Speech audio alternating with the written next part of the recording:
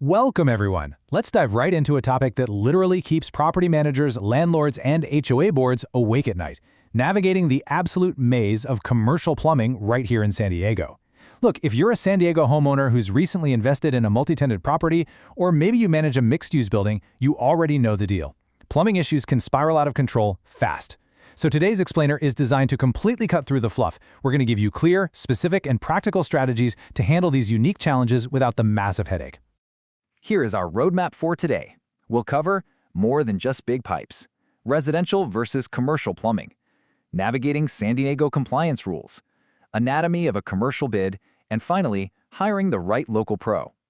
All right, Section 1, more than just big pipes, because context is absolutely everything in commercial property management. So, the core challenge here lies entirely in the scope of the problem. Think about it. Fixing one isolated fixture leak in a single-family home or a standalone pad-away office suite, that's pretty straightforward. But addressing a shared drain backing up in a North Park duplex, well, that is a completely different beast. You see, a residential call is completely isolated, but a commercial issue, it instantly impacts multiple tenants and shared lines. The stakes are instantly higher, right? And because of this deep interconnectedness, different property types demand entirely different planning questions right out of the gate. For example, if you own a multi-tenant or mixed-use building, your very first question isn't, hey, where's the wrench? It's actually, which units share the affected line, and who can authorize access? Or say you're dealing with a restaurant. You immediately need to know which grease interceptor rules apply through your specific wastewater agency. For office or medical spaces, you have to figure out which rooms need absolutely uninterrupted service. You simply don't have to ask these kinds of questions on a standard single-family service call. Plus, we really have to factor in our local geography. Older storefronts in neighborhoods like North Park, Hillcrest, and downtown, they might be hiding aging galvanized or cast iron pipes. Meanwhile, newer office buildings out in Poway, Rancho Bernardo, or Otay Mesa are way more likely to use copper or PEX. Because age and location matter immensely here in San Diego, you literally cannot assume a diagnosis over the phone. A plumber actually has to confirm the pipe material on site before they can even recommend a fix. Moving on to Section 2, residential versus commercial plumbing. Let's talk about why it's a completely different beast. There are 4 unique operational hurdles that really define commercial work, making it totally impossible to treat like a standard home repair. It starts with tenant coordination. Since a repair might affect several suites, your plumber absolutely needs access contacts and operating hours, which leads right into water shutoff planning. You can't just go and turn off the main valve, folks. A shared shutoff requires strict managerial approval and careful scheduling. And to speed all this up, system documentation, like building plans and prior camera footage, is vital. Finally, you have to navigate property-specific requirements, things like complex permits, accessibility compliance, and grease management. Now this brings us to licensing. You'll often hear about the C36 classification. This is the California state license covering plumbing in all structures and fixed works, including water, gas piping, waste disposal, and water heating. But here's the catch for you property owners. A residential plumber might hold this exact C36 license, but they still might completely lack the commercial experience needed for a multi-tenant property. The license is just the baseline. Real hands-on experience with shared systems is what actually gets the job done. Let's dive into Section 3, navigating San Diego compliance rules. Yes, the red tape you just can't ignore. Look at this number, 2019. Now, if you're managing a commercial or multifamily property, this year should jump right out at you as a massive, already passed deadline. Here's exactly why. California Senate Bill 407 required all non-compliant, high-water use fixtures in multifamily and commercial properties to be replaced by January 1, 2019.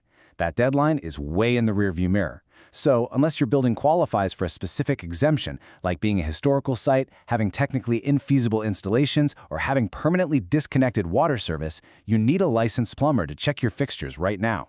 You've got to ensure you aren't violating this mandate. And compliance doesn't stop at fixtures. You also have backflow testing to worry about. Now, there's a really common misconception that this is handled by a single county-wide office, but actually, it's heavily localized. Depending on your address, you might be dealing with the city of San Diego, Helix, Otay, Sweetwater, Olivenhain, Padre Dam, Rincon del Diablo, or Vallecito. You must check your specific water bill to see which of these agencies serves your property. They're the ones who dictate your testing deadlines and required procedures. Do not assume the rules for a property in Otay apply to a property in Olivenhain. It just doesn't work that way. All right, Section 4, Anatomy of a Commercial Bid. Let's talk about getting the details in writing. As a property manager, you really need to organize critical information before the plumber even arrives.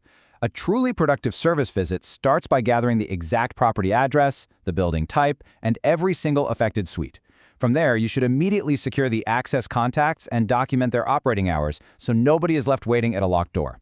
Finally, round up any agency notices, prior invoices, or existing sewer camera footage. Literally handing this to your plumber on day one saves time, saves money, and ensures a highly accurate assessment.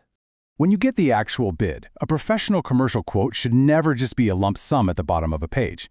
You need to see the diagnosis and testing breakdown to know if expensive camera work is included. The access and shutdowns part must outline your water-off windows so you can actually notify your tenants. Pay really close attention to who is actually pulling the permits and testing.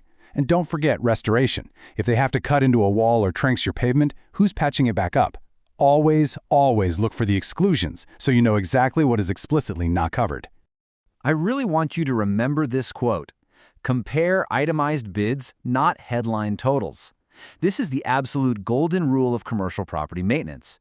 A lower total price from one plumber might look fantastic at first glance, but it might simply mean they excluded the testing, the permit fees, or the wall restoration. And those are costs that will absolutely come back to bite you later. Always compare line by line. Finally, Section 5, hiring the right local pro, finding the right experience for your specific building. Your first line of defense here is the CSLB. That's the Contractors State License Board.